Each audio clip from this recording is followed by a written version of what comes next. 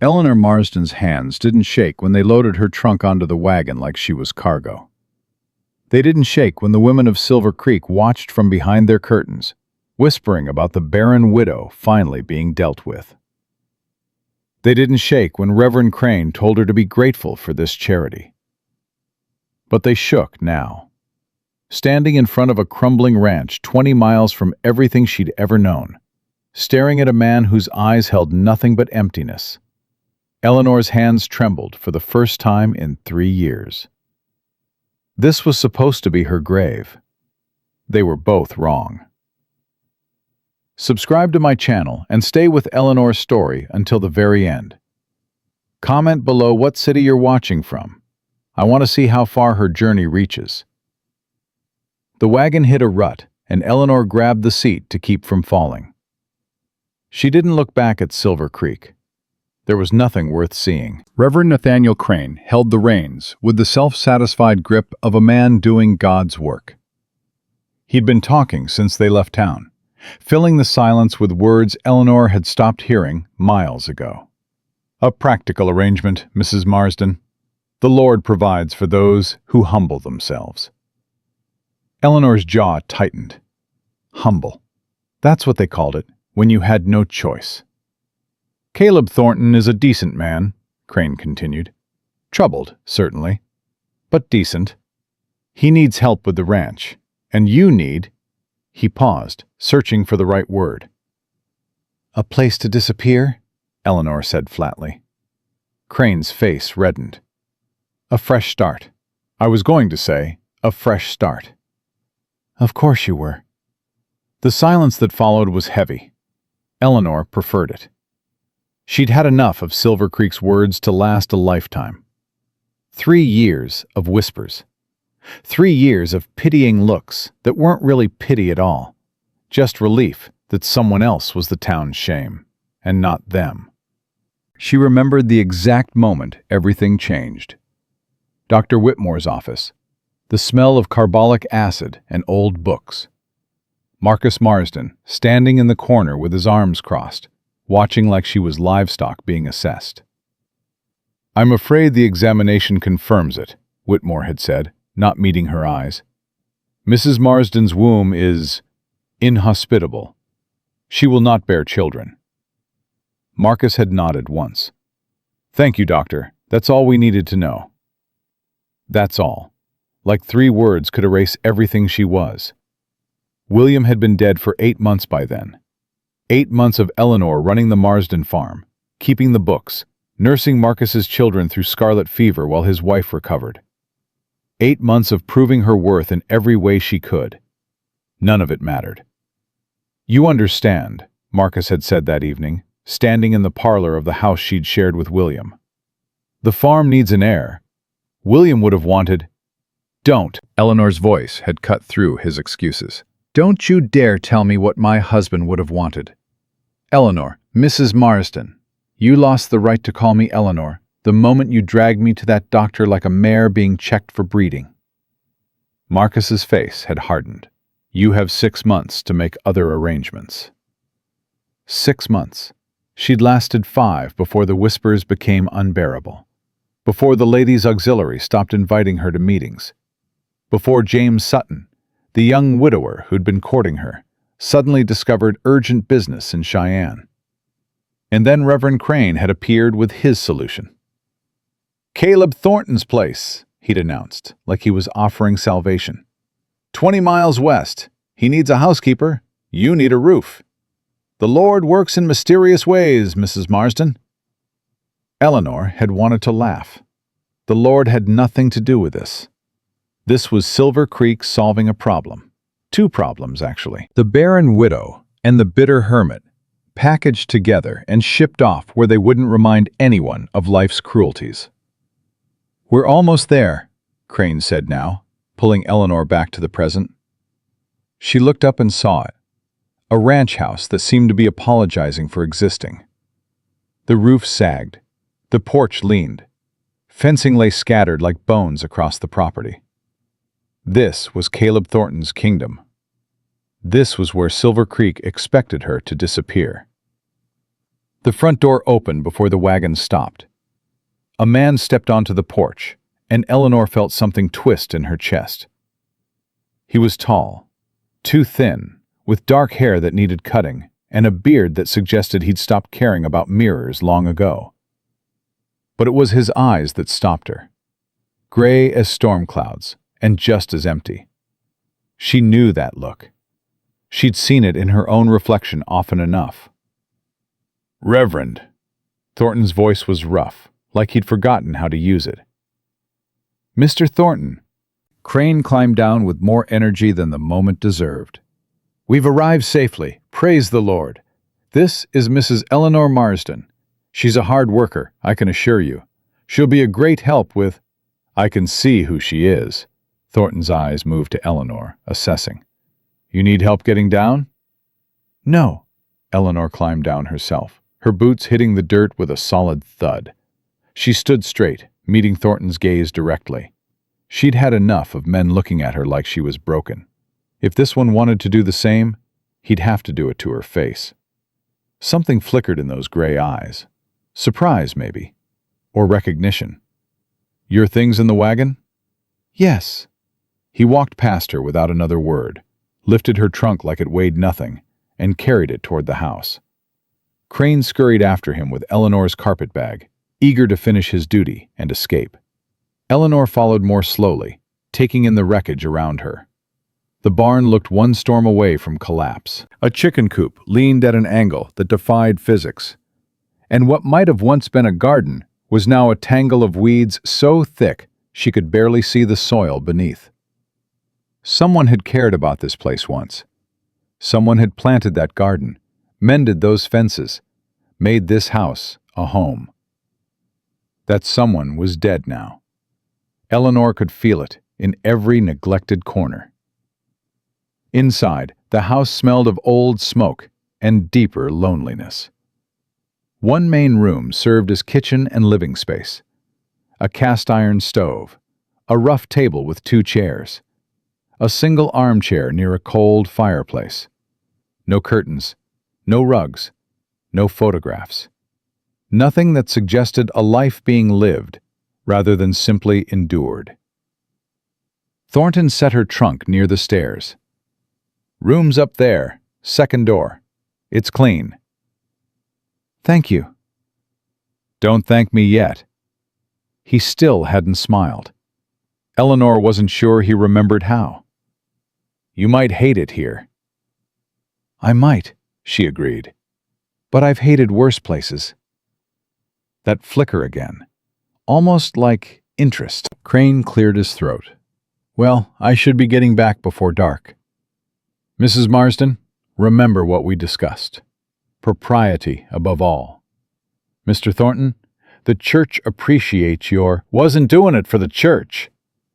Crane blinked. Yes, of course, but still, I needed help." Thornton's voice left no room for argument. "Town needed a place for the widow. That's all this is. No need to make it poetry." The words hit Eleanor somewhere unexpected. No pretense. No dressing it up as charity or Christian duty. Just the bare truth. She almost respected him for it. Indeed, Crane gathered what remained of his dignity.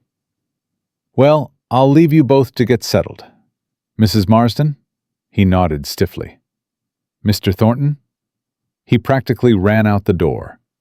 The sound of the wagon fading left silence so thick Eleanor could feel it pressing against her skin. Thornton didn't seem bothered by it.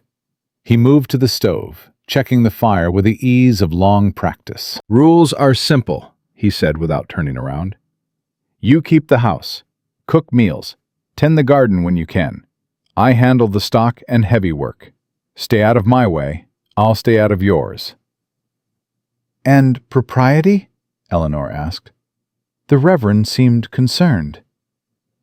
"Reverend's 20 miles away." Thornton finally turned to face her. "And I stopped caring what people think, around the same time I stopped caring about most other things. You're here to work, not to be courted. Understand?" "Perfectly." Eleanor kept her voice cool. "I'm here because I had nowhere else to go. You're letting me stay because you need an extra pair of hands. Neither of us wants more than that." "Good." "Good." They stared at each other across the dim room. Two strangers bound by circumstance, neither willing to show weakness. "Your room's the second door," Thornton said again. "Mine's the first. Don't go in it." "I won't." Breakfast at dawn, dinner after evening chores, and the worst part, the part that made her hands shake even now, was how they'd made her feel grateful for it. "Thank you for this opportunity, Reverend." Such a generous arrangement. "God bless the Thorntons for taking in our poor Eleanor." Lies. All of it. They weren't blessing anyone. They were congratulating themselves for solving a problem without getting their hands dirty. Eleanor's jaw tightened. She'd spent 3 years swallowing shame. 3 years trying to make herself small enough to fit Silver Creek's expectations. 3 years believing that maybe they were right, that she was broken, less than, worth only what her body could produce. No more. She stood, stripped off her traveling dress, and changed into work clothes. Then she went downstairs to take inventory of her new prison. The kitchen was barely functional. Some flour, cornmeal, a few tins of beans, coffee. Cast iron skillet, one battered pot. He gestured at his empty plate. "It's fine. Thank you." "Don't thank me. You did the work." More silence. Eleanor gathered the dishes.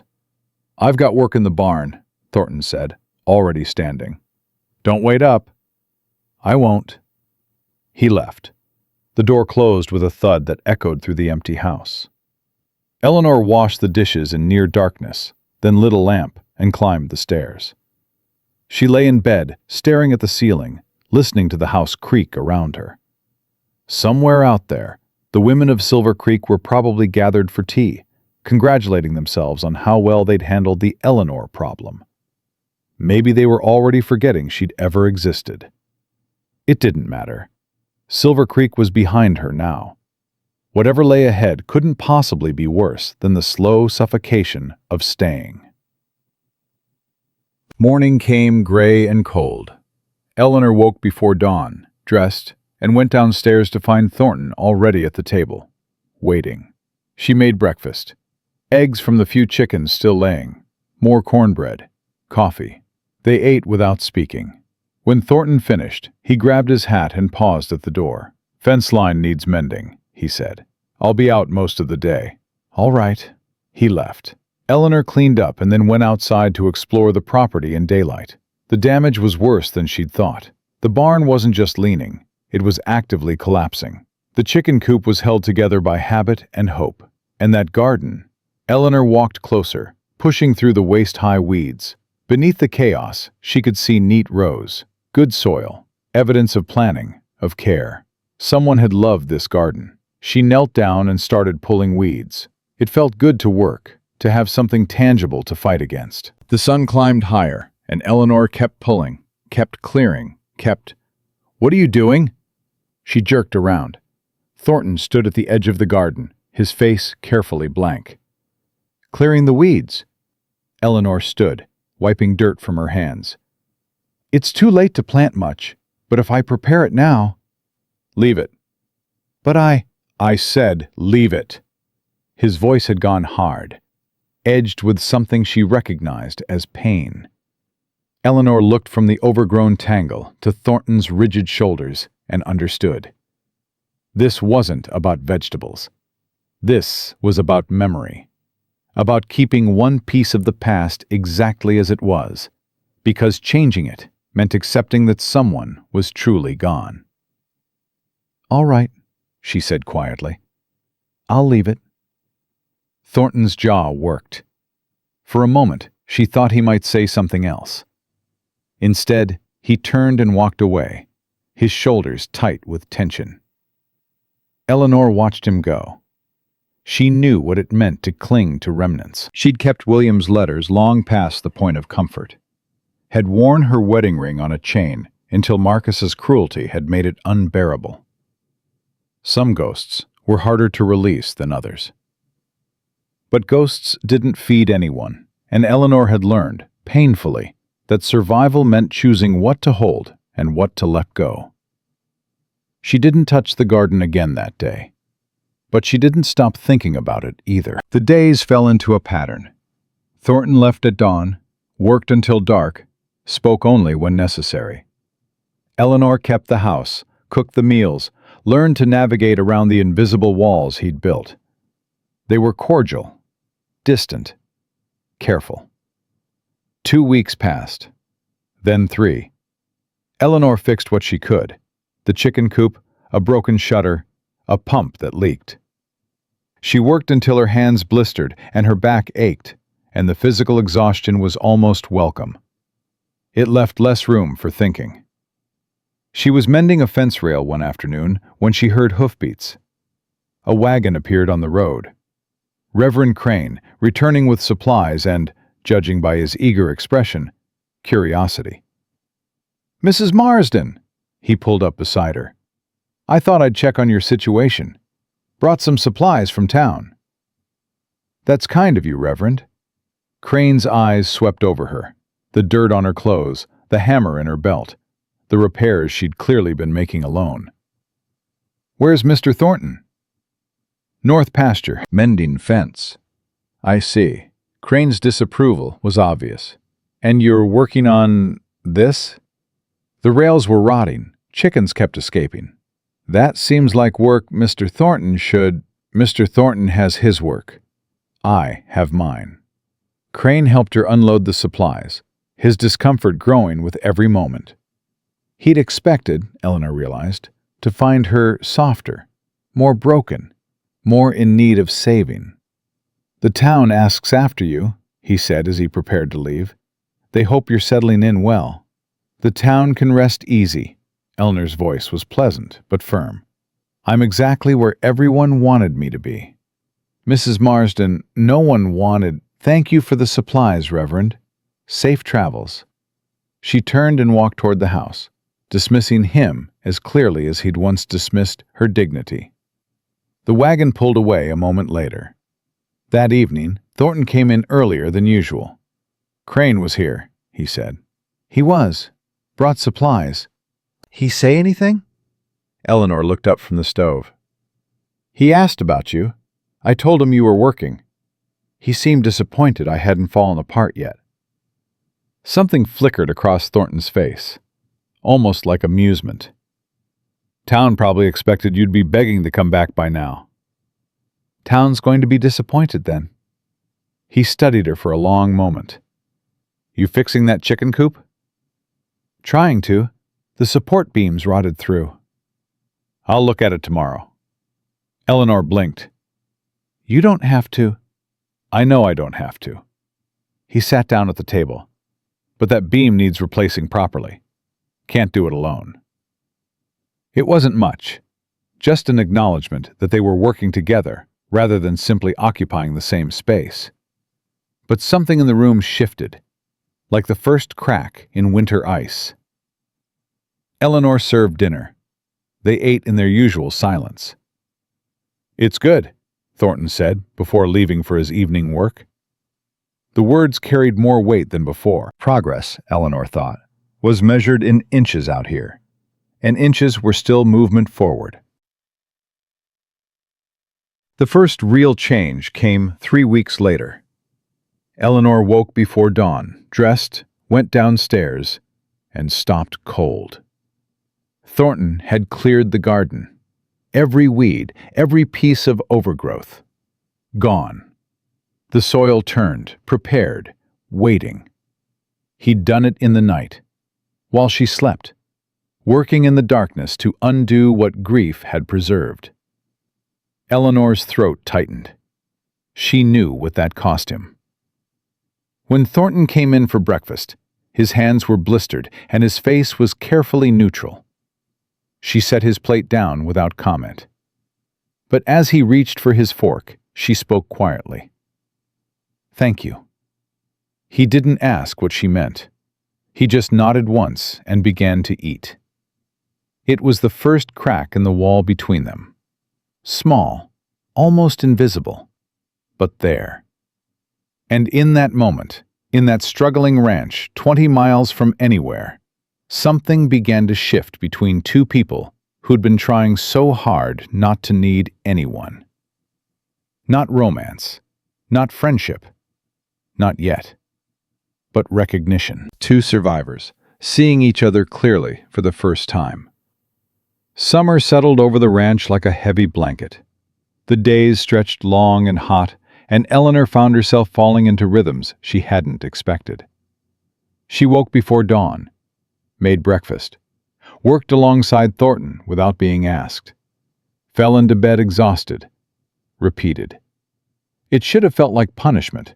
Instead, it felt like purpose. "You don't have to do that," Thornton said one morning, watching her haul water from the well.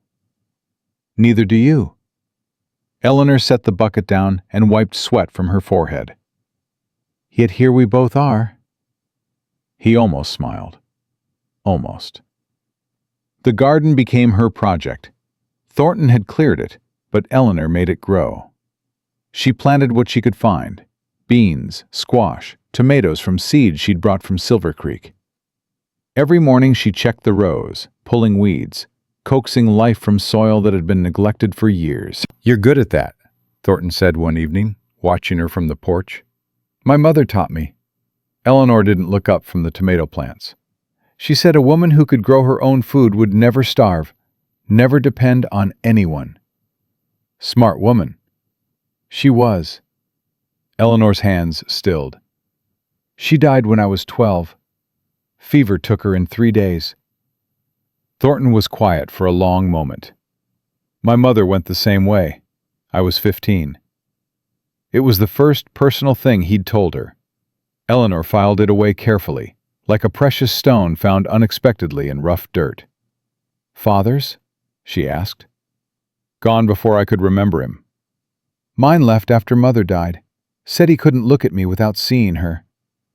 "That's a coward's excuse." "I know." Eleanor finally looked up. "Took me years to figure that out." They held each other's gaze across the fading light. Two people who'd learned too young that the world didn't owe them anything. "Dinner's getting cold," Eleanor said finally. "Right."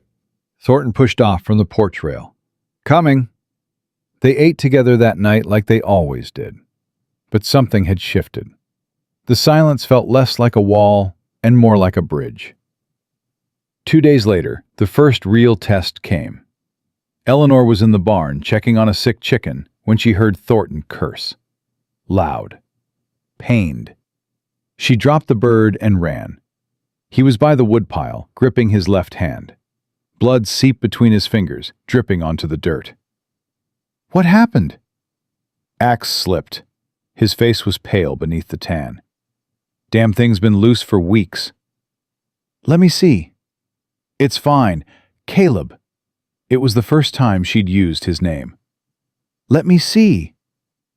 He went still, then slowly extended his hand. The cut was deep, running across his palm from thumb to pinky. Not life-threatening, but bad enough to need proper care. "Inside," Eleanor said. "Now." She cleaned the wound with whiskey while he gripped the table edge and didn't make a sound. Stitched it closed with thread from her sewing kit, her hands steady, even when his breath came sharp and fast. "Where'd you learn to do that?" he asked, when she finished wrapping the bandage. "William, my husband. He worked the logging camps. Accidents happened." Eleanor tied off the cloth. "I learned quick, or watched men bleed out. Wasn't a hard choice." Thornton flexed his fingers experimentally. "Thank you." "Don't thank me yet. You're going to be useless for a week, at least." "Can't afford to be useless. Ranch doesn't run itself." "Then I'll run it." He stared at her.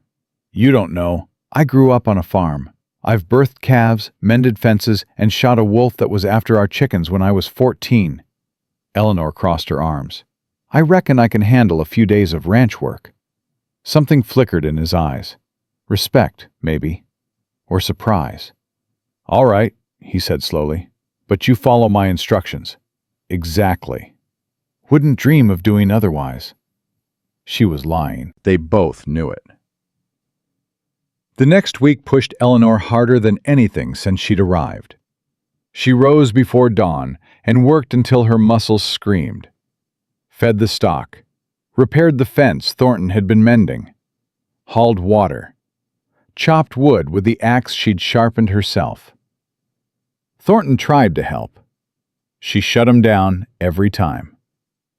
"You tear those stitches, and I'll tie you to that chair myself." "You can't. Watch me." He watched her instead. Every day, from the porch or the window, his gray eyes tracking her movements as she did the work of two people without complaint. "You're going to kill yourself," he said on the fourth day. Eleanor dumped a bucket of feed into the trough, ignoring the ache in her shoulders. "Haven't yet." "Eleanor." "I've survived worse than hard work, Caleb." She turned to face him. "I've survived being told I'm worthless, being thrown out of my home, being shipped off like unwanted cargo. A few long days won't break me." He was quiet. Then, "I never thought you were worthless." The words hit her somewhere unexpected. She felt her throat tighten and turned away before he could see. "Your hand," she said. "How's it feeling?" "Better." A pause. "Thanks to you." They didn't speak of it again. But that night, when Eleanor came in from evening chores, she found dinner already on the table. Simple, just beans and cornbread, but hot, waiting. Thornton was sitting in his chair, his bandaged hand resting carefully in his lap. "Figured it was my turn," he said gruffly. Eleanor sat down, picked up her fork, and smiled for the first time since she'd arrived at this ranch. "It's good," she said after the first bite. "Don't lie to me, woman. It's barely edible." "Fine." Her smile widened. "It's terrible. But you made it, so I'll eat every bite." Something cracked in his expression, just for a moment. Then he ducked his head and focused on his own plate. But Eleanor saw it. The first real smile she'd witnessed from Caleb Thornton. It changed his whole face. The summer heat broke in late August, giving way to cooler nights and shorter days. Eleanor watched the garden flourish, watched the ranch slowly come back to life, watched Thornton become something other than a ghost. He talked more now. Nothing profound, just observations about the weather, the stock, the way the light hit the mountains in the evening. But each word felt like a gift from a man who'd forgotten how to give them. She learned his habits, how he took his coffee black and bitter, how he checked the horses every night before bed, running his hands over their flanks like a benediction, how he sometimes stood on the porch after dark, staring at a spot on the hillside she'd never asked about. She knew what was buried there. She didn't need to ask. "Tell me about her," Eleanor said one night. They were sitting on the porch, watching the stars emerge. "If you want to. If you don't, that's fine too." Thornton was silent for so long, she thought he wouldn't answer. "Josephine," he said finally. "Her name was Josephine. Joe, I called her." She hated it. A pause. Said it made her sound like a boy. "How'd you meet?" "Church social in Rollins. She was visiting her aunt. I was..." He shook his head. "Young, stupid. Thought I knew everything about everything." "What changed?" She laughed at me. The memory softened his voice. I said something ridiculous, can't even remember what, and she just laughed. Not mean, just honest. Like she could see right through every wall I built and found what was underneath funny. Eleanor understood that, the relief of being seen. "We married 6 months later," Thornton continued. "Built this place together. She wanted a garden, so I cleared the land. She wanted chickens, so I built the coop. Whatever she wanted, I found a way to give her." "She was lucky." "No." His voice went flat. "She died. That's not luck." Eleanor didn't flinch from the pain in his words. "How?" "Childbirth. Baby was breech. Midwife couldn't turn her. He stared at his hands. 26 hours of labor. I sat outside that door, listening to her scream, and I couldn't do a damn thing to help her. The baby? Girl. Never took a breath. His jaw tightened. Joe held her for maybe a minute before she bled out. Named her Lily. Said she looked like a flower. Eleanor's chest ached. I'm sorry. Everyone's sorry. The bitterness in his voice was old, worn smooth by years of repetition. Sorry doesn't bring them back. Sorry doesn't explain why God takes good women and leaves men like me behind. Men like you? Broken, useless, half dead already. Eleanor reached over and took his hand, the wounded one, still wrapped in bandages she'd changed that morning. You're not useless, she said quietly. You're not half dead. You're grieving. There's a difference. He looked at their joined hands. Is there? Yes, she squeezed gently. Grief is love with nowhere to go. That's not weakness. That's proof you knew how to love in the first place. Thornton's breath caught. For a moment, his fingers tightened around hers. Then he pulled away and stood abruptly. Getting late, he said, not meeting her eyes. Stock to check. He was gone before Eleanor could respond. She sat alone on the porch for a long time after, watching the stars and wondering if she'd pushed too hard. But the next morning, Thornton was waiting at the table with 2 cups of coffee. He slid one toward her as she sat down. Thank you, he said. For what? For listening. For not... He struggled for words. For not making it smaller than it was. Eleanor wrapped her hands around the warm cup. Would you tell me about Lily? What you imagined for her? The question hung between them. Thornton's expression flickered through surprise, pain, and something almost like gratitude. She would have had Joe's eyes, he said slowly. Brown, like warm earth after rain. And my stubbornness, a ghost of a smile. God help her. What else? I was going to teach her to ride. Joe said I was crazy, wanted to wait until she was older. But I had this picture in my head. Lily, on a little pony, laughing while I led her around the yard. That's a good picture. Yeah. His voice cracked. It was. They sat in silence, but it was different now. Fuller. Like they'd made room for the ghosts between them and found there was still space to breathe.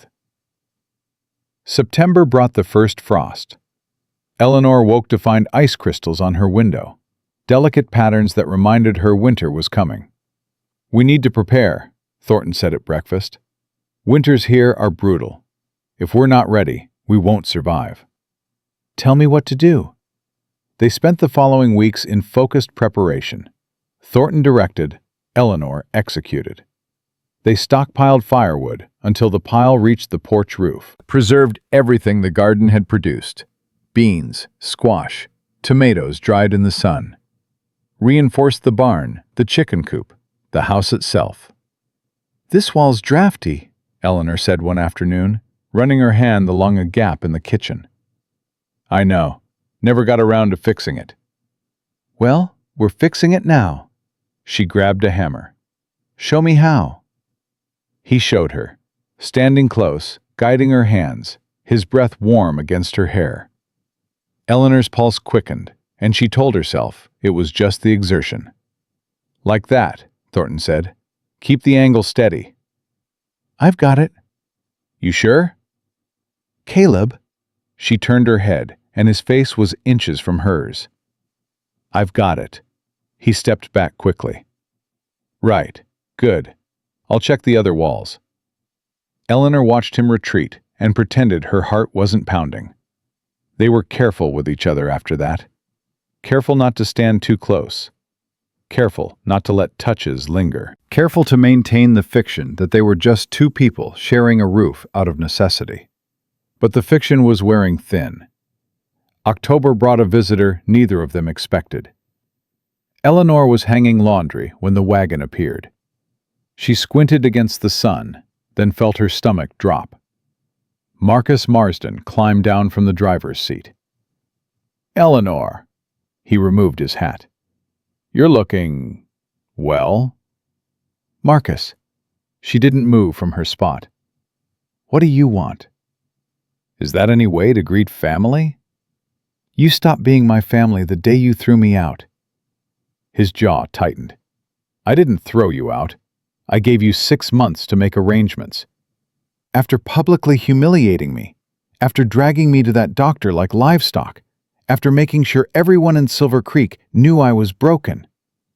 Eleanor's voice was steady, but her hands had curled into fists.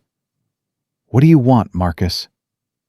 "I came to make you an offer." He glanced around at the ranch, the repairs, the thriving garden, the signs of life where there had been none. "The Sutton boy is getting married. His new bride comes from back east. She'll need help with the household. I thought, given your situation..." "My situation?" "Living alone with a strange man. No proper chaperone. No marriage prospects." Marcus shook his head with false concern. "People talk, Eleanor. The offer from the Suttons is a chance to rebuild your reputation. Come back to Silver Creek. Work for a respectable family. Show everyone you're still a decent woman." Eleanor laughed. The sound startled them both. "Let me understand," she said. "You want me to leave a place where I'm treated with respect, to become a servant in the household of a man who courted me until he learned I was barren?" "It's not servitude, it's exactly what you wanted from the beginning. Me out of sight, out of mind. Cleaning up after people who see me as less than human." Eleanor stepped closer, and Marcus actually flinched. "Go back to Silver Creek. Tell the Suttons to find another broken woman to pity, and tell everyone who asks that Eleanor Marsden is exactly where she belongs. You're making a mistake." "No," Thornton's voice came from behind her.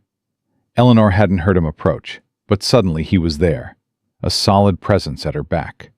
"The only mistake here is you thinking you had any right to come to my ranch and insult this woman." Marcus's eyes darted between them. "I was simply offering... You were offering shame dressed up as charity. Same thing the whole town's been doing since Eleanor arrived." Thornton stepped forward. "She doesn't need saving. She doesn't need rescuing.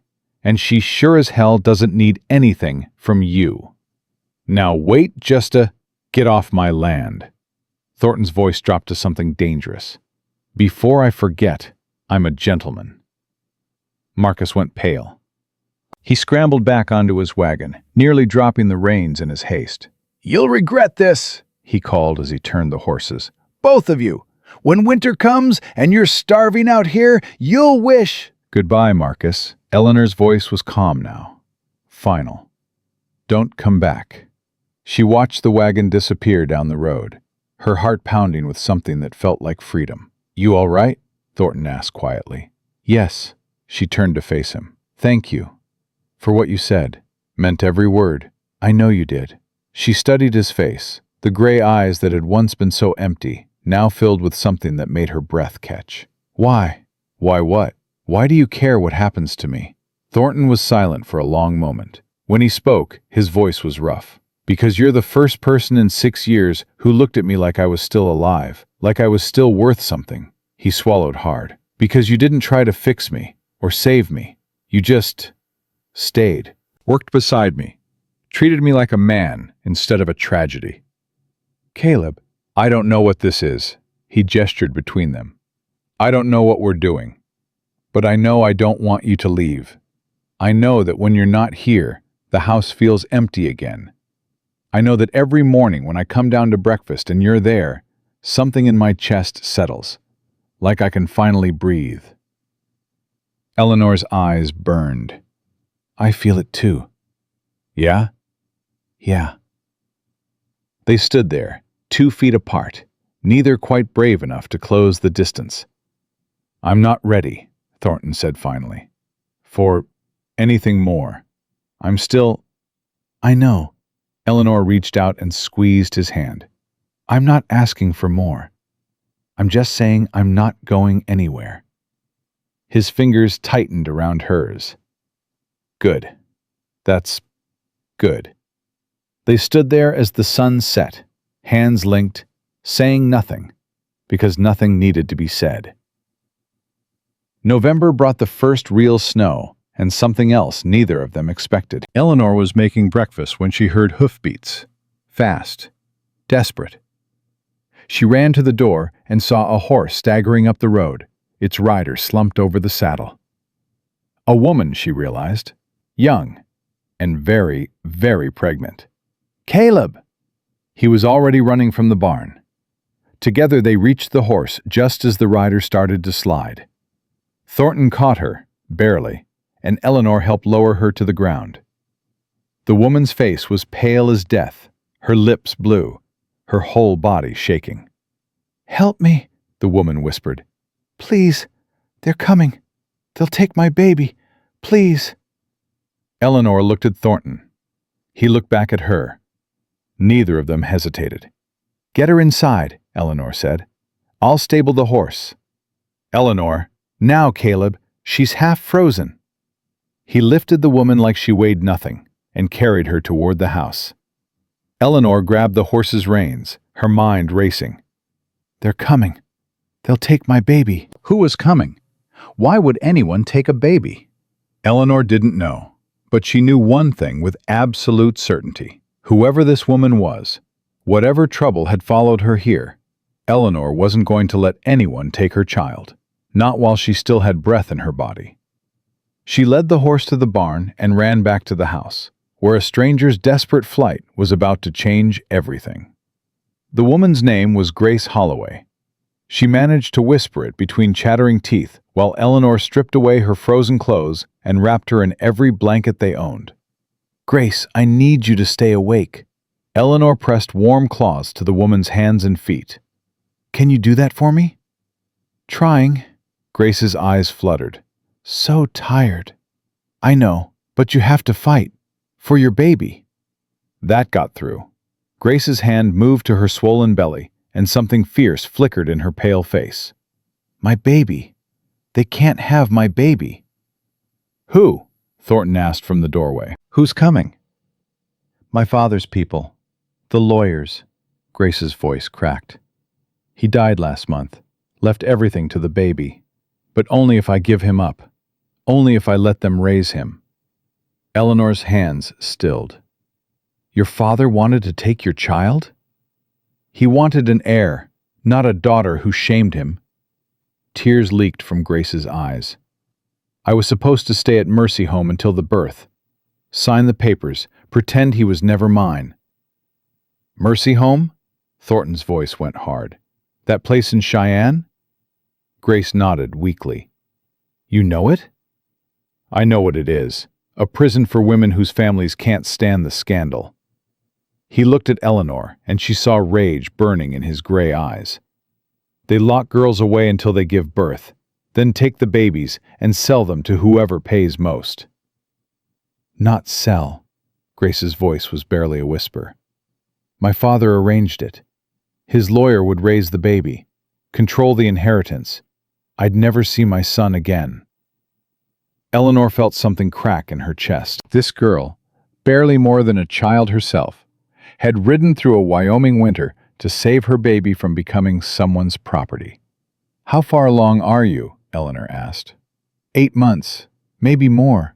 Grace winced suddenly, her hand pressing harder against her belly. "The pains started yesterday. I thought I could make it to my aunt in Sheridan, but—" "Yesterday?"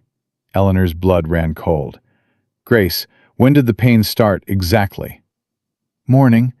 They weren't bad at first, just pressure, but now—" She cried out, her whole body curling around her stomach. Eleanor looked at Thornton. His face had gone white. "The baby's coming," Eleanor said quietly. "It's coming now." "No!"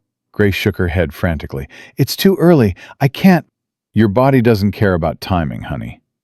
Eleanor kept her voice calm even as her heart raced. "Caleb, I need hot water. Clean cloths, that medical kit we have, and whiskey. He didn't move. His eyes were fixed on Grace, on her swollen belly, on the pain contorting her face. Eleanor knew what he was seeing. Josephine.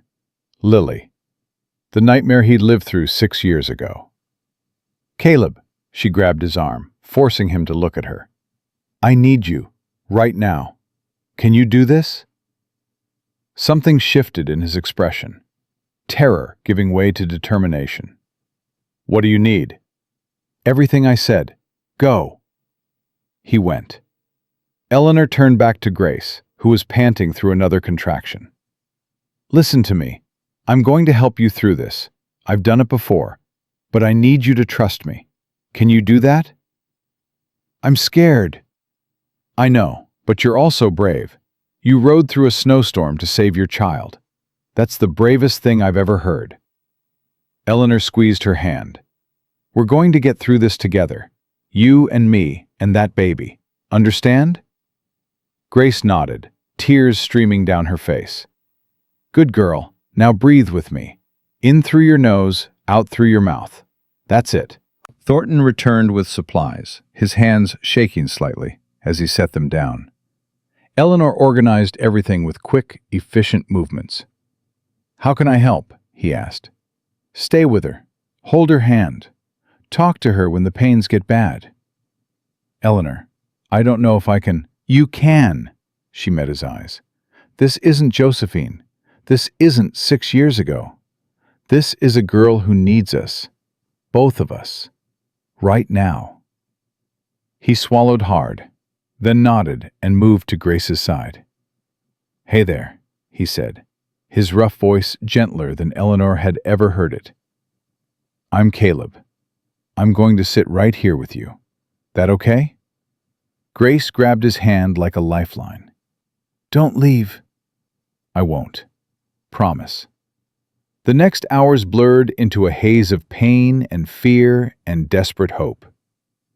Grace's contractions came faster, harder, her screams echoing through the small house. Eleanor checked her progress, counting the minutes between pains, watching for signs of trouble. You're doing so well, she told Grace during a brief respite. Baby's in good position. Everything's happening like it should. It hurts so much. I know, honey, I know. Thornton held Grace's hand through every contraction, letting her squeeze until his knuckles went white. He talked to her about the ranch, the horses, the garden Eleanor had planted, anything to distract her from the pain. Tell me about the baby's father, he said during one particularly brutal wave. What was he like? Grace sobbed through the contraction before answering. His name was Daniel. He worked for my father. We were going to run away together, get married in California. What happened? My father found out, had him arrested for theft, made up charges. Grace's voice broke. He died in jail 3 months ago. Fever, they said. But I know my father had something to do with it.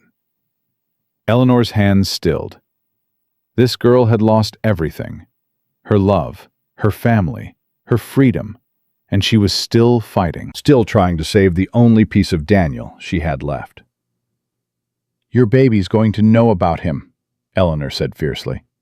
He's going to know his father loved him, loved you, died trying to give you both a better life. Grace looked at her with something like hope. You think so? I know so. Another contraction hit, and Grace screamed. Eleanor checked again and felt her heart leap. Grace, I can see the head. You're almost there. I can't do any more. Yes, you can. Thornton's voice was firm now, all trace of fear gone. You're the bravest damn woman I've ever met, and you're going to bring this baby into the world. You hear me? Push.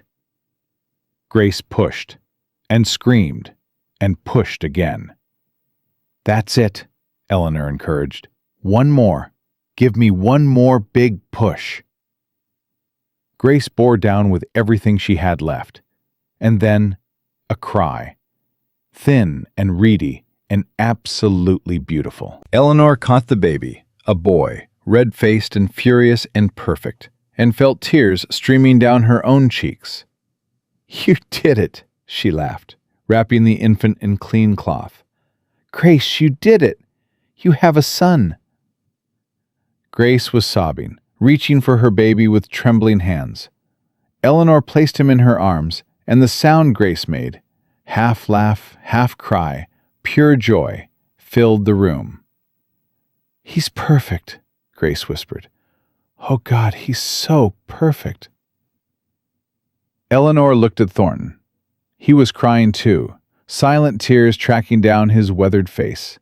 But he was smiling, really smiling, for the first time since she'd known him. "You did good," he said roughly. "We did good." Eleanor wiped her eyes. "All three of us." Grace recovered faster than Eleanor expected. Youth and determination, she supposed, combined with a fierce need to protect her son. Within 3 days, she was sitting up, eating solid food, and nursing the baby she'd named Daniel after his father. "Little Daniel," She cooed, stroking his downy head. "my brave little man."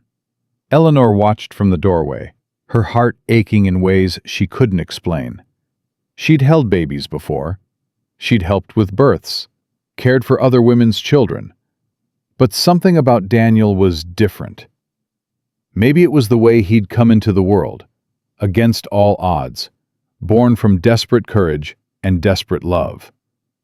Maybe it was the way Grace looked at her with such trust, such gratitude. Or maybe it was simpler than that. Maybe Eleanor had just fallen in love. "You're good with him," Grace said one afternoon, watching Eleanor rock Daniel to sleep. "Natural. He makes it easy." "The doctor in Silver Creek," Grace said carefully. "The one who said you couldn't have children. What exactly did he say?" Eleanor's hands tightened around the sleeping infant. "That my womb was inhospitable. That I'd never conceive." "But did he say you couldn't be a mother?" The question hit Eleanor like a physical blow. She looked up at Grace, who was watching her with knowing eyes. "Being a mother isn't about what your body can do," Grace continued softly. "It's about this." She gestured to Eleanor, holding Daniel. "It's about love, about showing up, about fighting for someone smaller than yourself." "Grace, I've been thinking," Grace's voice trembled slightly, "about what happens next. My aunt in Sheridan, she's old, poor. She can barely take care of herself, let alone a baby." Eleanor's heart started pounding. "What are you saying?" "I'm saying that I watched you these past few days. I watched you deliver my son, care for him, love him like he was your own." Tears spilled down Grace's cheeks. "I'm saying that if something happens to me, I want you to raise him.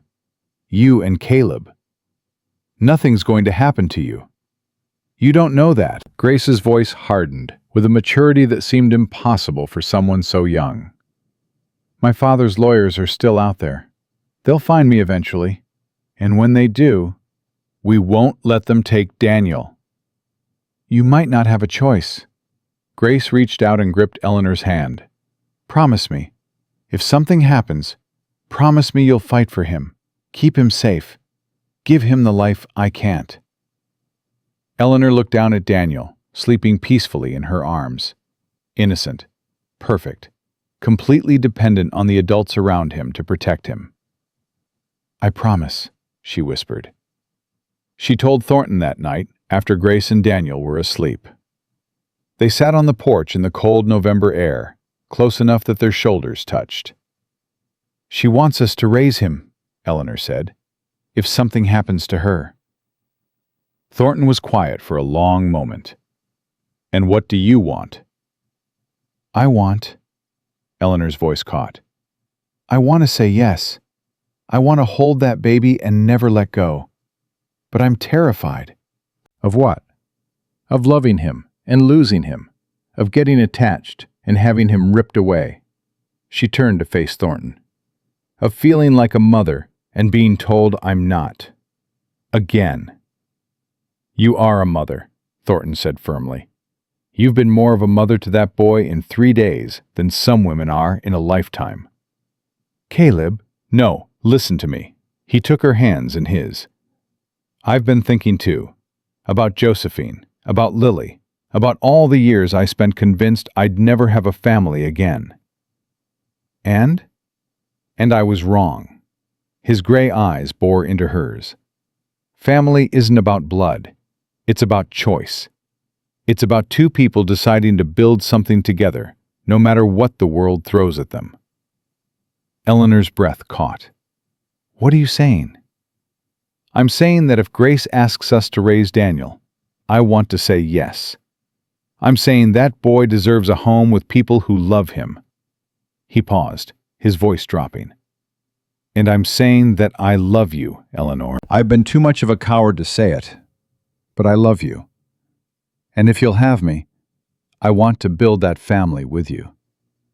The words hung in the air between them. Everything Eleanor had been afraid to hope for, spoken out loud like it was simple. "I love you too," she whispered. Thornton kissed her then, soft and tender and full of promise. Eleanor leaned into him, feeling something she'd almost forgotten existed. Hope. But hope in Wyoming was always fragile. They came 3 days later.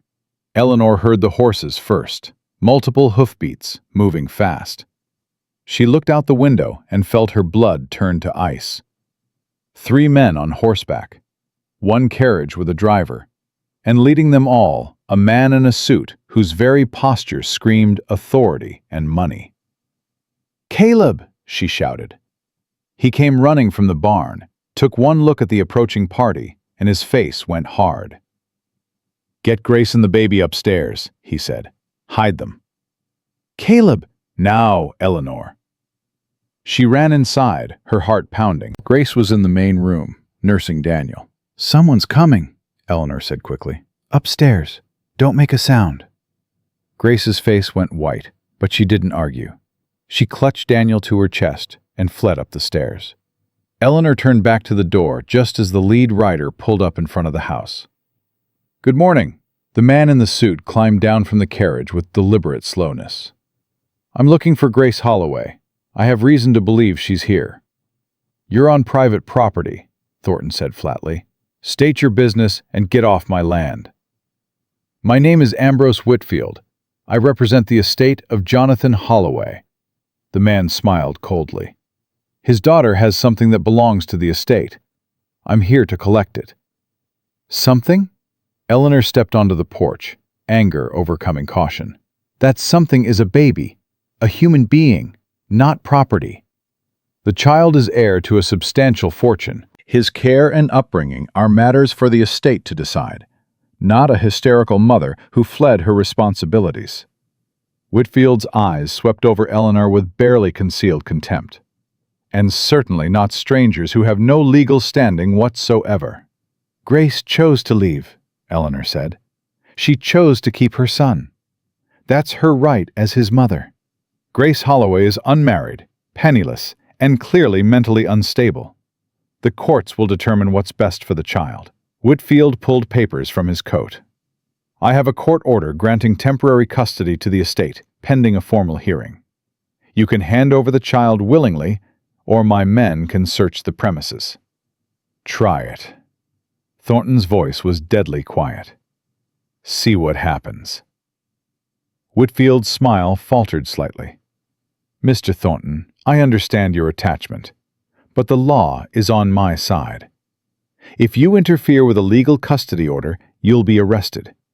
You'll lose your ranch, your freedom, everything.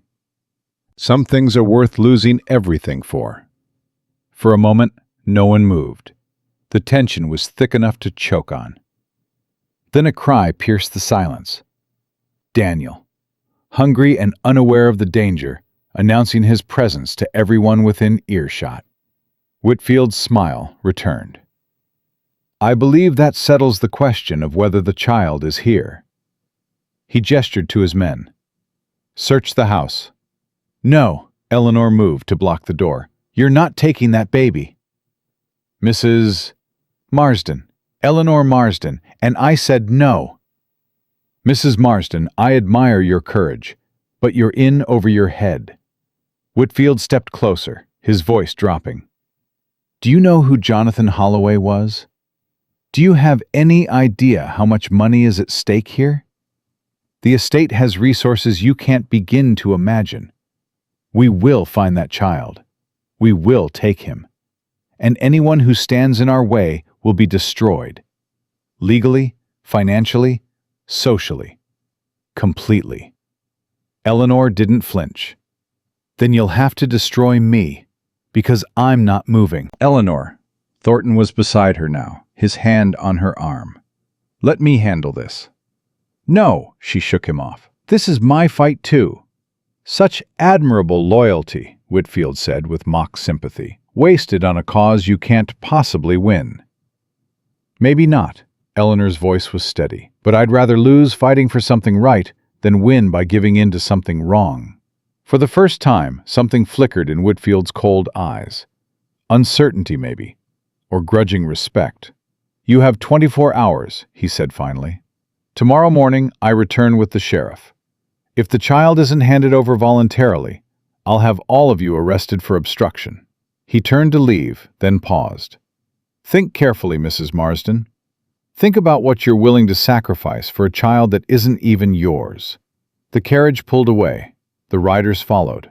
And Eleanor stood on the porch, shaking with rage and fear and something that felt like determination. 24 hours, Thornton said quietly. That's not much time. Then we'd better use it wisely. Eleanor turned toward the house. I'm not letting them take Daniel. Not today. Not ever. Eleanor, they have the law on their side. They have money, power, and we have something they don't. She looked at him with fire in her eyes. We have Grace's consent. We have the truth. And we have each other. Thornton studied her for a long moment. Then he nodded slowly. All right, what's the plan? First, we talk to Grace. Then we figure out how to fight. They found Grace upstairs, white-faced and trembling, clutching Daniel like she'd never let go. They found me, she whispered. I knew they would. I knew. Grace. Eleanor knelt beside her. Listen to me. We're not giving up. We're going to fight this. How? You heard him. They have court orders, lawyers, money. They have threats and paperwork. We have something better. Eleanor took a deep breath. We have you. A mother who can testify about what she wants for her child, what she chose, what she's willing to sacrifice. But will anyone listen? I'm nobody. A ruined woman with no family, no money. You're Daniel's mother. That counts for something. Eleanor looked at Thornton. We need to find someone who can help. A judge who'll listen to reason. A lawyer who isn't in Whitfield's pocket. There's a circuit judge in Rollins, Thornton said slowly. Judge Hammond. He married Joe and me. Baptized Lily. His jaw tightened. He's fair. Honest. If anyone will give us a hearing, it's him. Rollins is a 2-day ride, Eleanor pointed out. Then I better leave now. Thornton was already moving toward the door. Stay here. Protect Grace and Daniel. I'll bring back help. Caleb, wait. Eleanor caught his arm. What if Whitfield comes back before you return? Don't let him in. Don't give him anything. And if they try to force their way in. He pulled a rifle from beside the door. You know how to use this? I'm from farm country. Of course I know how to use it. Good. He kissed her hard and fast. I love you. I'll be back. Don't do anything stupid. Define stupid. Eleanor. Go. We'll be fine. He went. Eleanor watched him ride away, her heart pounding with fear and love and desperate hope. Then she turned back to Grace, who was watching her with wide eyes. You really love him, Grace said softly. I really do, Eleanor sat down beside her. Now, let's talk about how we're going to save your son. The night passed slowly. Eleanor didn't sleep, couldn't sleep, with Whitfield's threat hanging over them. She kept the rifle close and checked the windows every hour, watching for riders in the darkness. Grace dozed fitfully, with Daniel in her arms.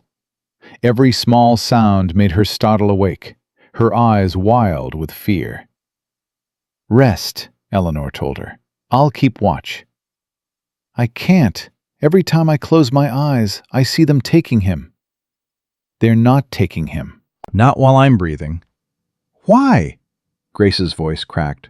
Why do you care so much? I'm a stranger. Daniel's not your child. You could have turned us away, saved yourselves the trouble.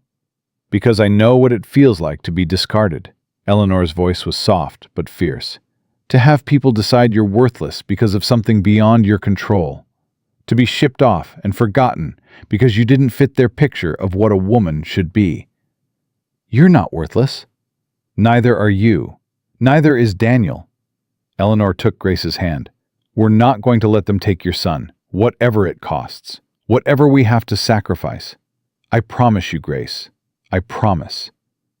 Grace started crying, silent tears that seemed to have no end. Eleanor held her, rocking gently, the way she'd rocked Daniel to sleep.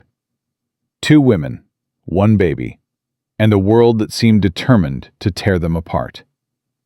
But Eleanor had survived worse. She'd survived rejection and shame and exile. She'd survived being told she was broken, worthless, less than human. She would survive this, too. And so would Daniel. Morning came too quickly. Eleanor was making coffee when she heard them. Hoofbeats, multiple riders, approaching from the east. "Grace!" Her voice was sharp. "Upstairs! Now!" "Eleanor! Now!" Grace fled with Daniel. Eleanor grabbed the rifle and moved to the door. But when she opened it, her heart stopped. It wasn't Whitfield. It was Thornton. Exhausted, covered in road dust, but grinning like she'd never seen him grin before. And beside him, on a tired horse, rode an elderly man in a black coat. "Eleanor Marsden," Thornton called out. "Meet Judge Henry Hammond. He's got something to say about custody laws in Wyoming Territory." The judge dismounted slowly, his old bones creaking, but his eyes were sharp as he looked at Eleanor. "Mrs. Marsden, I've heard quite a story from Caleb here. Something about a mother fighting to keep her child?" "Yes, sir." Eleanor lowered the rifle. "That's exactly what's happening." "Well then," Hammond straightened his coat, "let's see what we can do about that." 3 hours later, Ambrose Whitfield arrived with the sheriff and his men to find Judge Hammond sitting at Eleanor's kitchen table, drinking coffee like he owned the place. "Mr. Whitfield," Hammond didn't bother standing, "I've been reviewing your custody petition. I have some concerns." Whitfield's face went pale, then red. "Your Honor, this is highly irregular. So is taking a baby from its mother's arms without a proper hearing." Hammond's voice was mild, but his eyes were steel. "I've spoken with Miss Holloway. I've reviewed the circumstances of her flight and the nature of Jonathan Holloway's proposed guardianship arrangement. The estate has every right. The estate has no rights over a living mother's child." Hammond set down his coffee cup. "Miss Holloway was not declared unfit. She was not given a hearing. She was threatened and coerced into an arrangement that would have separated her from her son permanently. She's unmarried, penniless, mentally unstable. She's a young woman who lost the man she loved and fled a situation that would have taken her child." Hammond stood slowly. "In my court, Mr. Whitfield, that makes her brave, not unstable."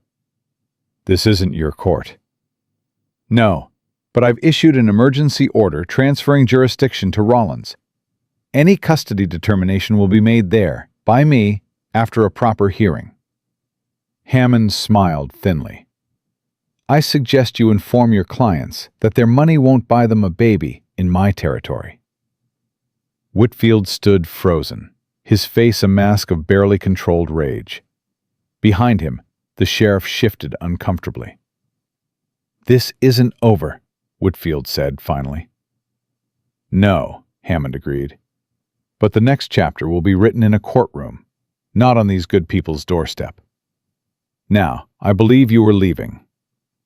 Whitfield left. The sheriff followed, looking relieved. And in the kitchen of a struggling Wyoming ranch, Eleanor let herself breathe for the first time in 24 hours. "It's not finished," Hammond warned. "The estate will fight. There'll be hearings, legal battles, months of uncertainty." "But we have a chance," Eleanor said. "You have a chance." Hammond looked at her, then at Thornton, then at Grace holding Daniel in the corner. "You also have something the estate doesn't." "What's that?" "A family." The old judge smiled. "The court looks favorably on children being raised by families. If Miss Holloway had support, stable, married support, it would strengthen her case considerably." Eleanor and Thornton looked at each other. "I believe," Thornton said slowly, "that we have some arrangements to make." "I believe," Eleanor replied, "that you're right." And standing in that kitchen, surrounded by people who'd become more precious to her than she ever imagined possible, Eleanor finally understood what she'd been searching for all along. Not acceptance, not validation, not proof that she was worth something. Just this: a family. Chosen, fought for, earned, hers. They married 3 days later. No guests, no flowers, no celebration. Just Eleanor and Caleb standing in Judge Hammond's parlor in Rollins, Grace holding Daniel in the corner, and a simple exchange of vows that meant everything. "Do you take this woman to be your lawfully wedded wife?" "I do." Caleb's voice was steady, his eyes never leaving Eleanor's face. "And do you take this man to be your lawfully wedded husband?" "I do." Hammond closed his book. "Then by the power vested in me by the territory of Wyoming, I pronounce you husband and wife." Caleb kissed her, gentle, promising, real. And Eleanor felt something click into place, like she'd been walking through fog her whole life and finally found solid ground. "Congratulations, Mrs. Thornton," Hammond said with a small smile.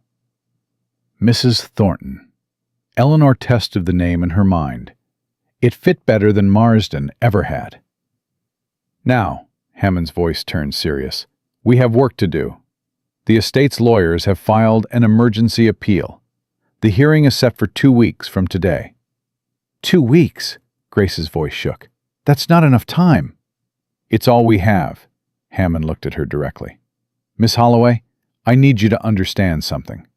This fight won't be easy. Whitfield will attack your character, your choices, everything about you. He'll try to prove you're unfit to raise your own child. I can handle it." "Can you?" Hammond's eyes were kind but unflinching. "Can you sit in that courtroom while a man in a fancy suit calls you a fallen woman, a disgrace, an unfit mother? Can you keep your composure when he suggests your son would be better off without you?" Grace's chin lifted. "I've been called worse by my own father. I survived that. I'll survive this." Hammond nodded slowly. "Good, because your strength is our best weapon." They returned to the ranch that afternoon. Eleanor sat in the wagon beside Caleb, Grace and Daniel in the back, and tried to process everything that had happened. Married. She was married again, to a man who'd been a stranger 6 months ago. A man who'd taught her that broken didn't mean worthless. "You all right?" Caleb asked quietly. "I'm wonderful." She took his hand. "I'm terrified and exhausted and more hopeful than I've been in years." "That's a complicated combination." "That's life." He squeezed her fingers. "We're going to win this, Eleanor. We're going to keep that baby." "You sound sure." "I am sure." He looked at her, his gray eyes fierce. Because I've finally got something worth fighting for, and I'm not losing it. The next 2 weeks passed in a blur of preparation. Judge Hammond sent a young lawyer named Thomas Reed to help build their case. Reed was barely 30, nervous and clearly intimidated by the weight of what they were asking him to do. "The Holloway estate has resources," he said at their first meeting. "Money, connections. They'll bring witnesses from Cheyenne, maybe even Denver. Character witnesses who will testify that Grace is unstable, unfit." "She's neither of those things," Eleanor interrupted. "I know that. You know that. But the court doesn't know her. They'll know what Whitfield tells them." Reed shuffled his papers. "We need witnesses of our own. People who can speak to Grace's character. To yours." "We've only been here 6 months," Caleb pointed out. "We don't know many people." "Then we find the ones we do know." Reed looked up. What about Silver Creek, Mrs. Thornton's former town? Eleanor laughed bitterly. "Silver Creek would sooner testify against me than for me." "Are you sure about that?" "They shipped me off to a stranger because I couldn't have children. They called it charity while they were getting rid of an embarrassment." Eleanor's voice hardened. "Trust me, Silver Creek won't help us." But Reed persisted. "People change their minds, Mrs. Thornton, especially when they see someone fighting for something bigger than themselves." "He's right," Grace said quietly. She'd been sitting in the corner, nursing Daniel, barely speaking. But now she looked up with something like determination. "People respect courage, even people who were cruel before. Grace, I ran away from everything I knew to save my son. I rode through a snowstorm 8 months pregnant. I gave birth in a stranger's house with no doctor, no medicine, nothing but faith and desperation." Grace's eyes blazed. "If that doesn't prove I'm fit to be a mother, nothing will." The room went quiet. "She's right," Caleb said finally. "We've been thinking about this wrong. We're not trying to prove Grace isn't unfit. We're proving she's extraordinary." "And how do we do that?" Reed asked. "We tell her story." Eleanor leaned forward. "The whole story.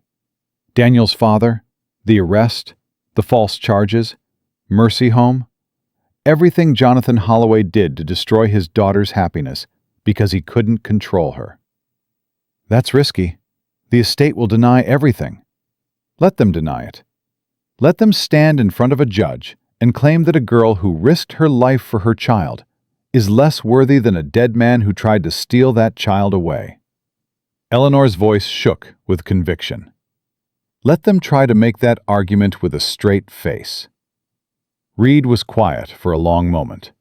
Then he smiled, small but genuine. "Mrs. Thornton, I think we might actually win this." The days before the hearing grew tense. Grace barely ate. Daniel sensed his mother's anxiety and cried more than usual.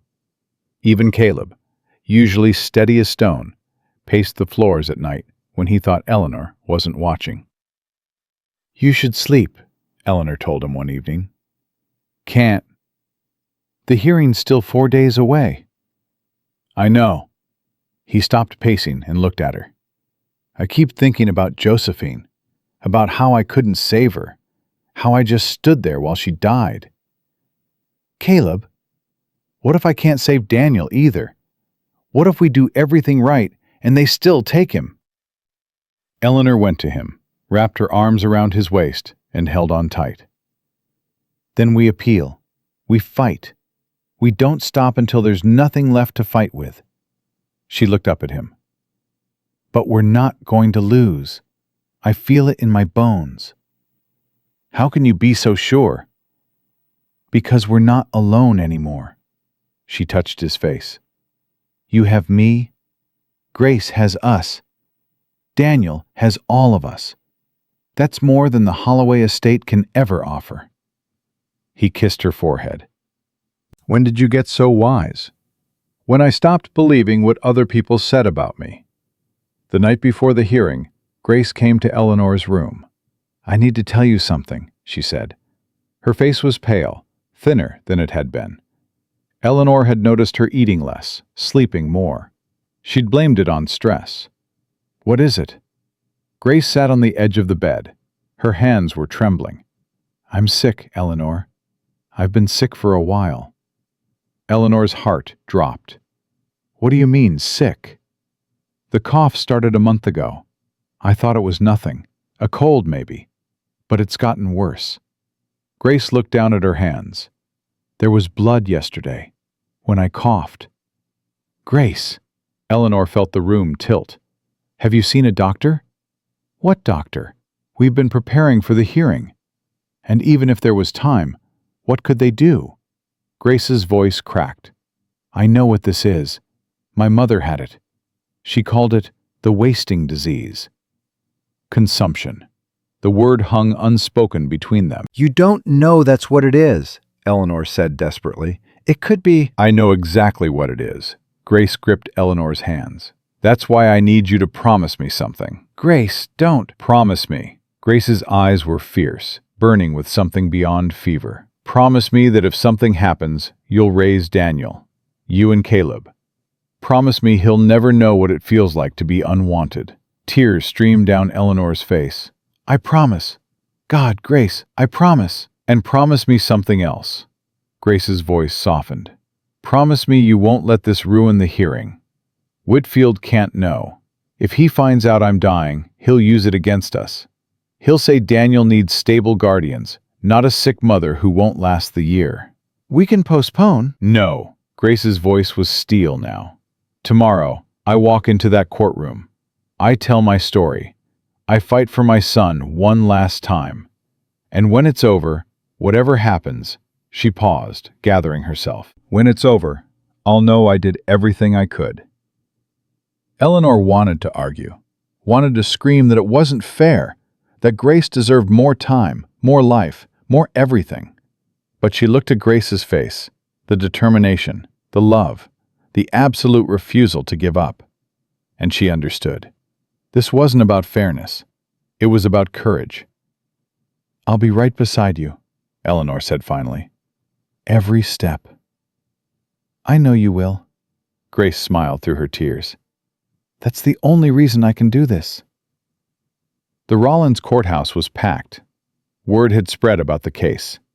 People had come from miles around to watch the battle between a dying estate's lawyers and a group of nobodies fighting for a baby. Eleanor sat in the front row with Daniel in her arms. Grace sat at the defendant's table beside Thomas Reed. Caleb stood behind them, his hand on Eleanor's shoulder. Across the aisle, Ambrose Whitfield looked calm, confident, like he'd already won. "All rise," the bailiff called. The Honorable Judge Henry Hammond presiding. Hammond took his seat and surveyed the courtroom. His eyes lingered on Grace, and Eleanor saw something flicker in his expression. Concern, maybe. He'd noticed how thin she'd become. "This hearing will determine temporary custody of the minor child, Daniel Holloway," Hammond began. "Mr. Whitfield, you may present the estate's position." Whitfield rose smoothly. "Your Honor, this is a simple matter. Jonathan Holloway, a respected businessman, made provisions for his grandson before his death. Those provisions include a trust worth a substantial sum and a carefully planned upbringing designed to give the child every advantage." "And what of the child's mother?" Hammond asked. "Miss Holloway is, regrettably, unfit to raise a child. She's unmarried, unemployed, and has demonstrated a pattern of erratic behavior, including fleeing a licensed care facility against medical advice." "Licensed care facility?" Reed interrupted. "You mean the prison where she was being held against her will?" "Mercy Home is a charitable institution. Mercy Home is a place where wealthy families hide their scandals." Reed stood. "Your Honor, we have documentation showing that Grace Holloway was sent to Mercy Home without her consent, that she was forbidden from leaving, and that she would have been forced to surrender her child immediately after birth." "These are serious allegations," Hammond said. "They're also true." Grace's voice cut through the murmur. She stood, despite Reed's attempt to stop her. "May I speak, Your Honor?" Hammond nodded slowly. "The court will hear from Miss Holloway." Grace moved to the witness stand. She was pale, and Eleanor could see her hands shaking. But her voice was steady.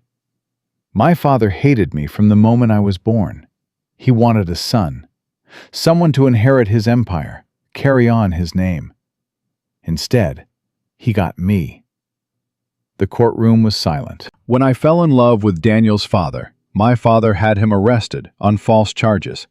Theft, he claimed, except nothing was ever stolen. Grace's voice cracked. Daniel died in jail 3 months later. They said it was fever, but I know my father had something to do with it. "Miss Holloway," Whitfield interrupted smoothly, "these are very dramatic accusations. Do you have any proof?" "I have my father's letters." Grace reached into her pocket and pulled out a bundle of yellowed papers. "Letters he wrote to me after Daniel died, bragging about how he'd solved the problem, warning me that if I didn't cooperate, the same thing could happen to me." The courtroom erupted. Hammond banged his gavel. "Order! Order in this court!" "Your Honor, these letters are inadmissible," Whitfield protested. "They haven't been authenticated. They're in my father's handwriting. They bear his seal." Grace's eyes blazed. "And they prove that Jonathan Holloway was a monster who would have raised my son to be just like him." "Miss Holloway." "No." Grace's voice rose. "You want to talk about what's best for Daniel? I'll tell you what's best.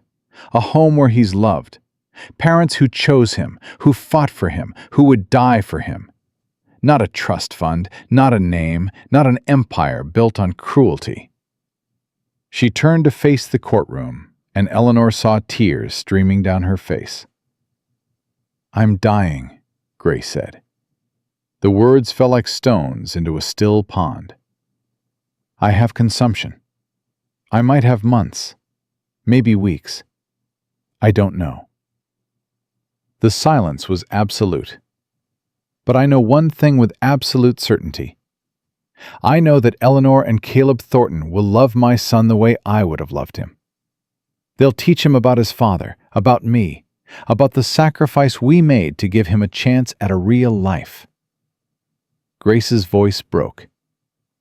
"That's all I want. That's all I'm asking for. Just let my son be loved." She collapsed back into her chair. Reed steadied her. Eleanor was crying openly now, clutching Daniel so tight he started to fuss. Hammond sat in silence for a long moment. Then he spoke, his voice heavy. "Mr. Whitfield, do you have anything to add?" Whitfield opened his mouth, closed it. For the first time since Eleanor had met him, he looked uncertain. "The estate's position remains that—" "Your position is noted," Hammond cut him off. "But I've heard enough." He stood slowly, and the entire courtroom held its breath. "This court finds that Grace Holloway, despite her circumstances, has demonstrated extraordinary courage and devotion to her child. The estate's claim is based on money, not love, on control, not care." Whitfield started to protest, but Hammond silenced him with a look. "Furthermore, this court recognizes the petition of Caleb and Eleanor Thornton to serve as Daniel's guardians in the event of Miss Holloway's incapacity. Their home has been examined, their character vouched for, and their commitment to this child is beyond question." Eleanor's heart pounded so hard she thought it might burst. "Temporary custody is granted to Grace Holloway, with the Thorntons serving as designated guardians. The estate's petition for custody is denied." Hammond banged his gavel. "This hearing is adjourned." The courtroom exploded into noise, people shouting, crying, arguing. But Eleanor heard none of it. She ran to Grace, Daniel still in her arms, and the three of them, 4 counting the baby, collapsed into each other. "We won," Grace whispered. "We actually won." "You won," Eleanor said fiercely. "You were magnificent." I was terrified, Grace laughed through her tears. But I couldn't let them win, not after everything. Caleb appeared beside them, his face wet with tears he wasn't bothering to hide. Let's go home, he said roughly. Home. The word had never sounded so beautiful. They left the courthouse as a family. Behind them, Whitfield stood alone, his expensive suit suddenly looking like a costume, his certainty shattered, his money worthless. Grace paused at the door and looked back at him. Tell your clients something for me, she said quietly. Tell them that Jonathan Holloway lost. Tell them that all his money and power couldn't buy what mattered most. She lifted her chin. Tell them that love won. Then she walked out into the Wyoming sunlight, leaving the ghosts of the Holloway Empire behind her forever. The ride home was quiet. Grace slept against Eleanor's shoulder, exhausted beyond words. Daniel nursed peacefully, unaware of the war that had been fought for his soul. Caleb drove the wagon, his face thoughtful. What happens now? He asked finally. Now, we take care of her. Eleanor's voice was soft. For however long we have. And after? Eleanor looked down at Daniel, at his perfect, tiny features, at the way his hand curled around her finger like he'd never let go. After, we raise our son. Caleb nodded slowly. Our son. Is that all right, calling him that? It's more than all right. He reached over and took her hand. It's everything. Grace lasted 3 more weeks. She spent them at the ranch, surrounded by the family she'd chosen. She held Daniel every moment she could, memorizing his face, his smell, the weight of him in her arms. She wrote letters, one for Daniel, to be opened on his 18th birthday, one for Eleanor and Caleb, thanking them for everything, one for her aunt in Sheridan, explaining what had happened and asking forgiveness for not coming sooner. And she laughed. Despite everything, despite the coughing and the blood and the slow dimming of light in her eyes, she laughed. I never thought I'd be happy again, she told Eleanor one evening. After Daniel died, the first Daniel, I thought happiness was over for me. But you found it again. I found something better, Grace smiled. I found purpose. I found you. I found a future for my son that's worth everything I gave up. Grace, don't. Grace squeezed her hand. Don't mourn me yet. I'm still here, and every moment I have left, I want to spend loving him, loving all of you. She died on a Tuesday morning, with Daniel in her arms and Eleanor beside her. Her last words were her son's name. Just that, just Daniel. Like it was a prayer, a promise, a blessing. Eleanor buried her on the hillside beside Josephine and Lily. It seemed right somehow. 3 women who died too young, resting together in the Wyoming wind. Caleb stood beside her as they lowered the simple coffin into the ground. She was brave, he said quietly. One of the bravest people I ever knew. She was. Eleanor held Daniel close, feeling his warmth against her chest. And she trusted us with the most precious thing she had. We won't let her down. No. Eleanor looked at her husband, at the son they'd been given, at the life they'd built from nothing but hope and determination. We won't. That night, after Daniel was asleep in his cradle, Eleanor stood on the porch and watched the stars come out. Caleb joined her, wrapping his arm around her waist. You all right? I'm sad, and grateful, and terrified. She leaned into him. Is that normal? I think that's parenthood. She laughed despite herself. We're really doing this, raising a child, being a family. Scared? Terrified. Me too. He kissed her temple. but I wouldn't have it any other way. They stood there until the cold drove them inside. Two people who'd found each other in the wreckage of their separate griefs and built something neither had dared to hope for. A family. Real. Permanent. Theirs. And somewhere on a hillside, watching over them with the stars, Grace Holloway smiled. Her son was home. Winter came hard that year, but Eleanor barely noticed. She was too busy learning how to be a mother. Daniel woke every 3 hours, hungry and demanding. He cried when he was wet, cried when he was tired, cried sometimes for no reason Eleanor could figure out. He was exhausting and terrifying, and the most wonderful thing she'd ever known. "You're a natural," Caleb said one morning, watching her rock Daniel back to sleep. "I'm a disaster." Eleanor hadn't slept more than 4 hours straight in weeks. "I don't know what I'm doing." "Neither does any new parent." He took Daniel from her arms. "Get some rest. I've got him." "You have work. Work can wait. You can't." He kissed her forehead. "Sleep, Eleanor. That's an order."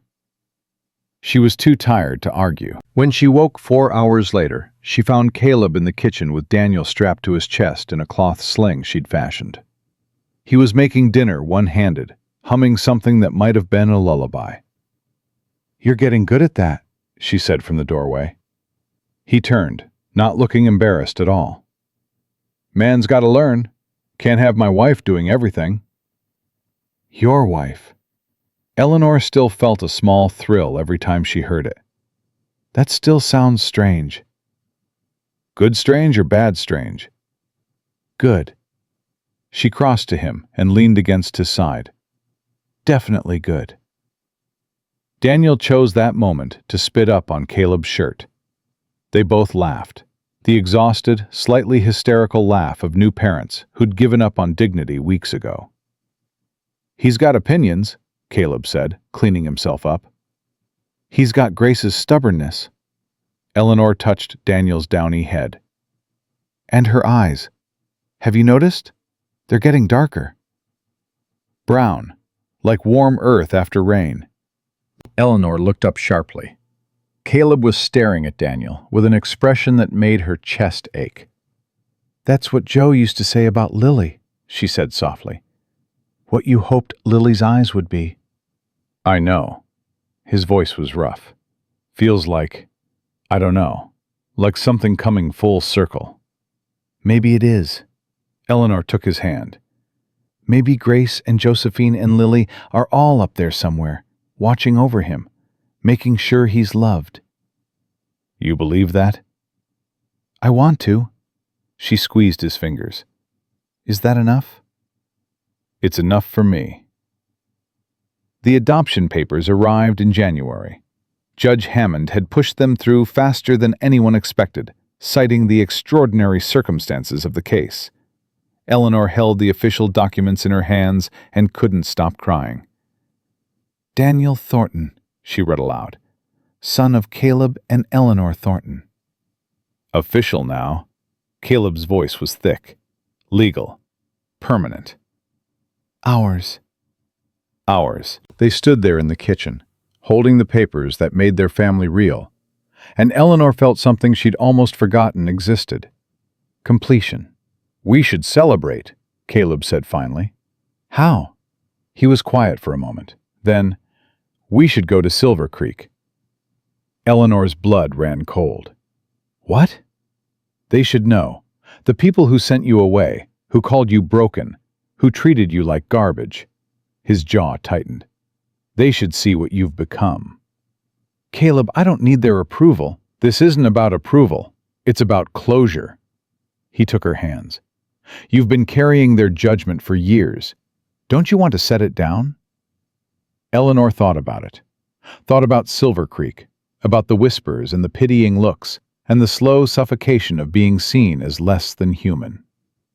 "Yes," she said finally. "I do." They made the journey on a clear February morning.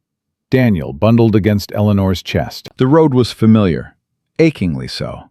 and Eleanor felt old memories pressing against her with every mile. "You all right?" Caleb asked. Nervous. She clutched Daniel tighter. What if nothing's changed? What if they're still... "Then we leave.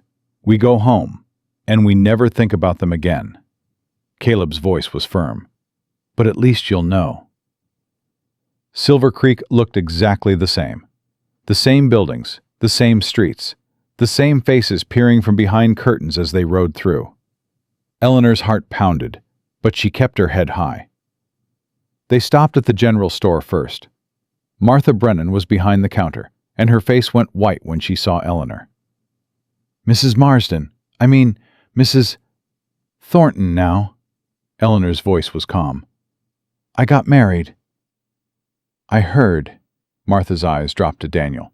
And that's our son, Daniel. Eleanor shifted so Martha could see his face. He's 3 months old. The silence stretched.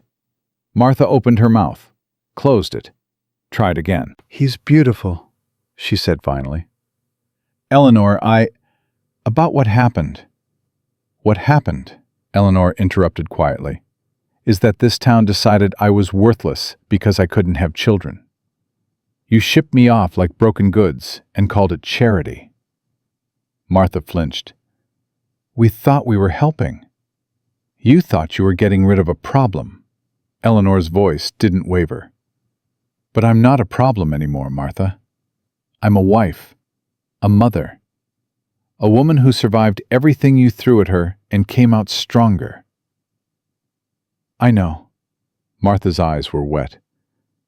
Eleanor, I'm sorry. We all are. We were wrong.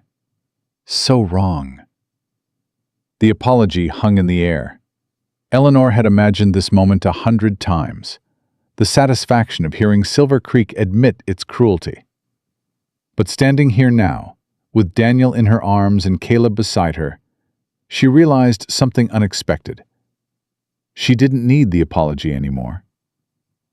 Thank you, Eleanor said simply.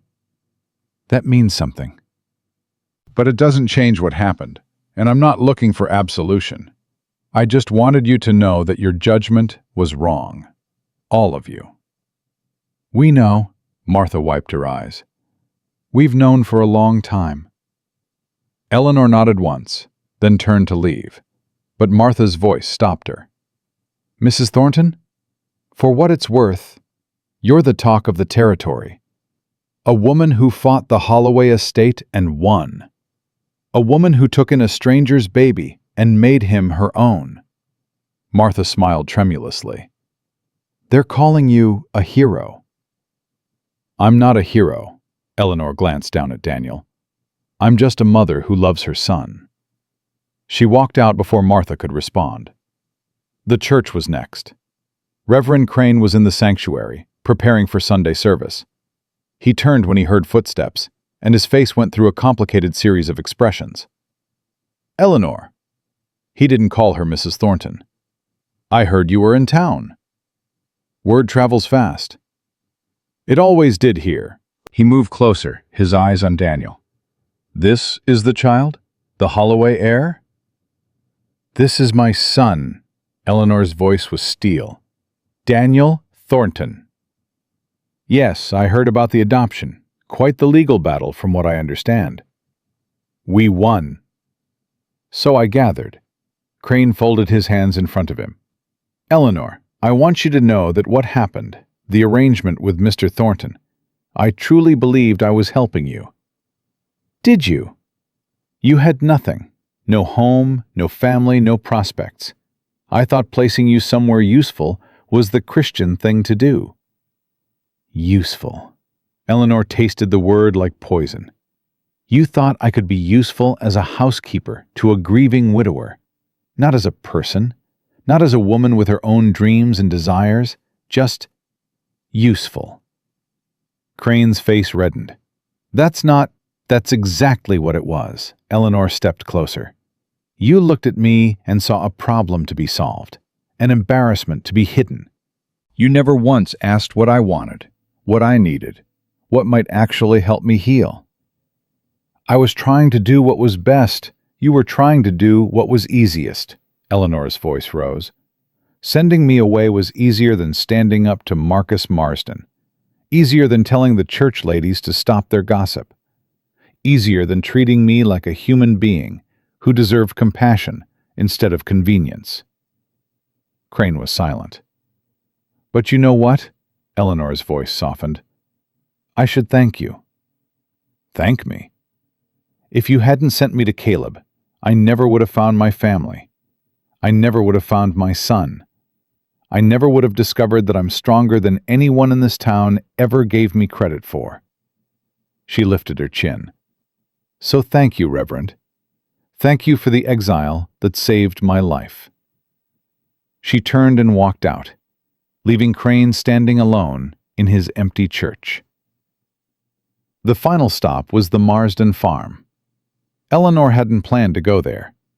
But as they rode past, she saw Marcus in the yard, and something pulled her to stop. Eleanor, Caleb's voice was warning. You don't have to do this. I know. She climbed down from the wagon. But I want to. Marcus had seen them. He stood frozen by the fence, watching as Eleanor approached with Daniel in her arms. Eleanor. His voice was careful. I didn't expect to see you here. I didn't expect to come. She stopped a few feet away. I wanted you to meet someone. Marcus's eyes dropped to Daniel.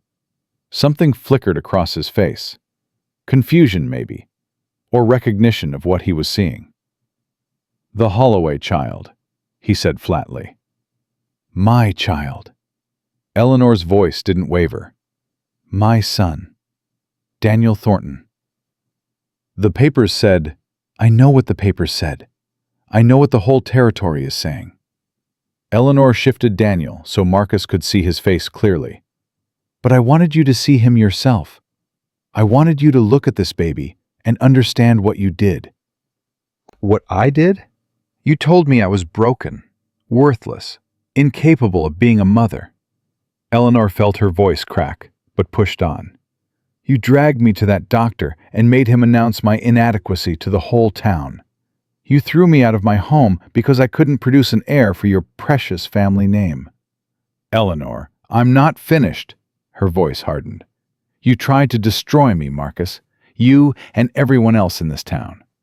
You decided my worth was measured by my womb. And when my womb failed your test, you discarded me like garbage. Marcus's face had gone pale. I was protecting my family. You were protecting yourself. From scandal.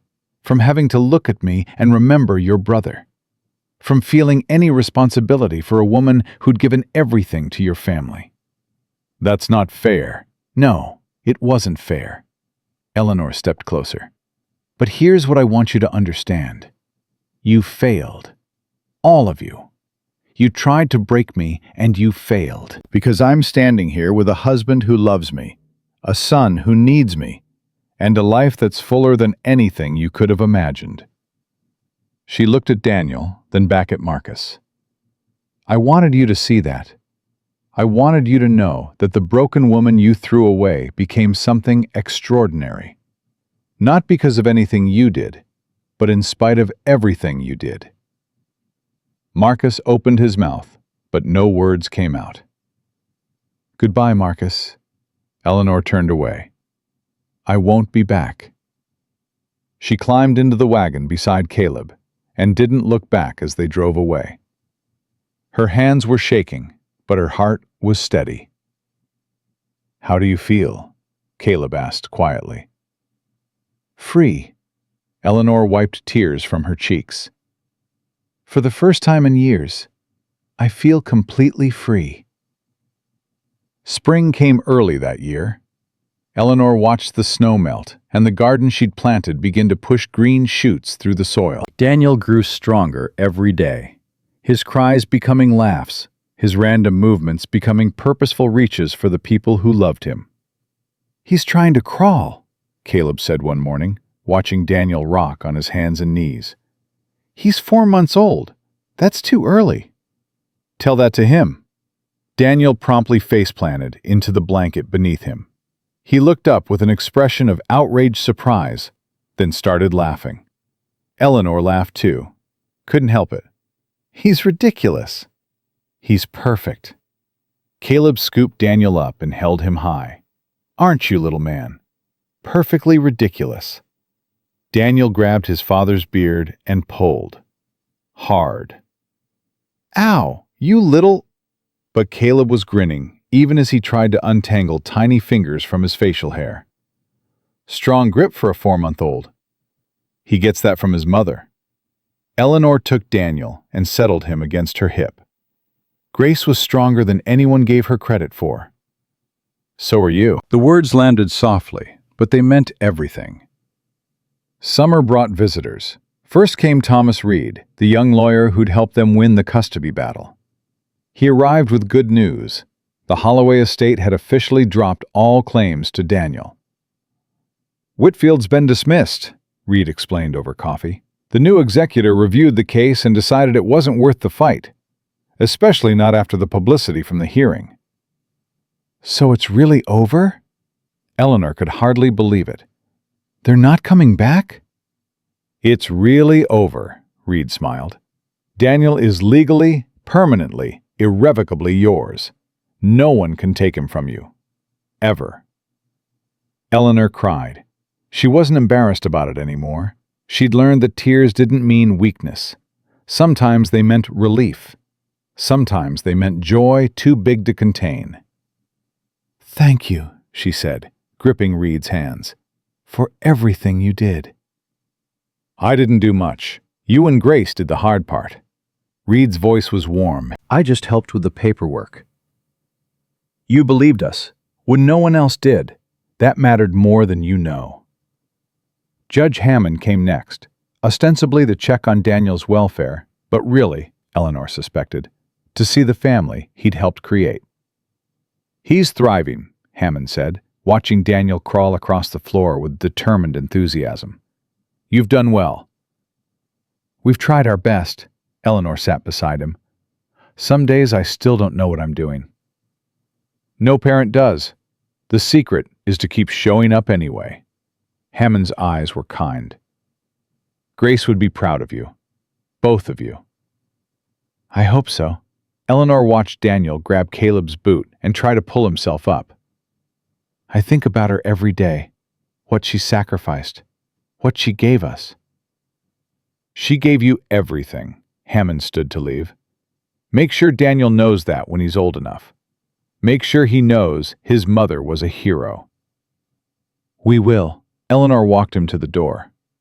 Thank you, Judge, for believing in us when no one else did. I believed in the truth.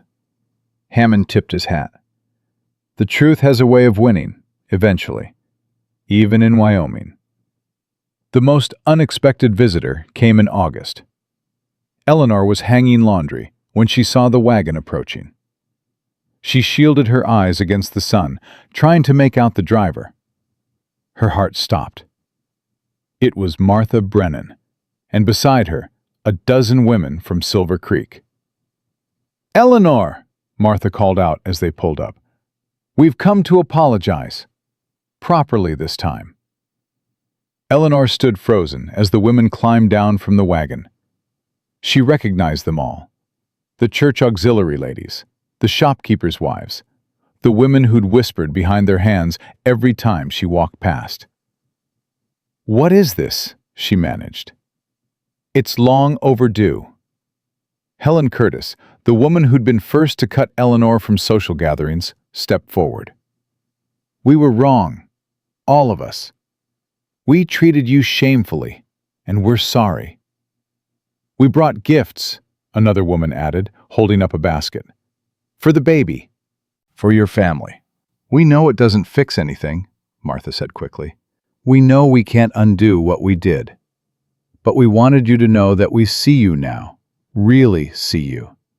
And we're ashamed of who we were before." Eleanor looked at these women, the same women who'd made her feel worthless for years, and felt something unexpected. Not anger, not resentment. Compassion. "Come inside," she said finally. I'll make coffee." They stayed for hours. They cooed over Daniel, admired the ranch, asked about Caleb's woodworking and Eleanor's garden. They talked about their own lives, their own struggles, their own moments of shame and redemption. And somewhere in the conversation, something shifted. Not forgiveness exactly. That would take longer. But understanding. A recognition that everyone was fighting battles no one else could see. "Thank you for letting us come," Martha said as they prepared to leave. "We didn't deserve your hospitality." "Maybe not." Eleanor smiled slightly. "But I'm learning that grace isn't about what people deserve. It's about what they need." She watched them drive away and felt another piece of her old pain lift. Not gone, never completely gone, but lighter now, easier to carry. Fall arrived with a chill in the air and the surprise that changed everything. Eleanor had been feeling strange for weeks, tired in ways she couldn't explain, queasy in the mornings, emotional about things that shouldn't matter. She'd blamed it on the stress of the year, the demands of motherhood, the lingering grief for Grace. But when she fainted in the kitchen one October morning, Caleb insisted on fetching a doctor. Dr. Patterson rode out from Rollins, examined her thoroughly, and delivered news that made Eleanor's world tilt sideways. "Congratulations, Mrs. Thornton." His smile was warm. "You're pregnant." Eleanor stared at him. "That's impossible." "Clearly not." "But the doctor in Silver Creek said—" "Doctors are wrong sometimes." Patterson patted her hand. "Your body knows what it's capable of better than any medical man. You're about 3 months along, by my estimation. Baby should arrive in early spring." Caleb found her sitting on the porch an hour later, still in shock. "Eleanor, the doctor said you needed rest. What are you doing out here?" "I'm pregnant." He went still. "What?" "The doctor says I'm pregnant. 3 months." She looked up at him, tears streaming down her face. "Caleb, I'm having a baby. Our baby." He dropped to his knees beside her. His hands were shaking as he touched her face. "Are you sure? He's sure?" "He's sure," Eleanor laughed through her tears. "All those years, all those doctors telling me I was broken, and now—" "Now you're going to be a mother twice over." "We're going to be parents twice over." She grabbed his hands. "Daniel will have a sibling, a real sibling. Caleb, do you understand what this means?" "It means Dr. Whitmore was an idiot." Caleb's voice cracked. "It means Silver Creek was wrong. It means—" He couldn't finish. He just pulled her into his arms and held on like he'd never let go. "I was never broken," Eleanor whispered against his chest. "They told me I was worthless, and I believed them. I believed them for years." "You're not worthless." Caleb pulled back to look at her. "You're extraordinary. You're the most extraordinary woman I've ever known." "So are you." She touched his face. "Extraordinary, I mean. For a man." He laughed, that real, full laugh she loved so much, and kissed her until neither of them could breathe. Daniel was born in February. Their daughter arrived on March 15th, 1879, screaming her arrival into a world that had no idea how lucky it was to have her. They named her Grace. Eleanor held her daughter for the first time and felt her heart expand in ways she hadn't known were possible. This tiny, perfect creature, with Caleb's gray eyes and Eleanor's stubborn chin, this miracle that science said couldn't exist. "She's beautiful," Caleb whispered, leaning over them both. "She's ours." Eleanor looked up at him through tears. "Both of them are ours." Daniel, now nearly a year old, peered at his new sister with curious eyes. Eleanor lowered Grace so he could see her better. "This is your sister," she said softly. "Grace, you're going to take care of each other, understand? That's what family does." Daniel reached out one chubby hand and touched Grace's cheek. She stopped crying.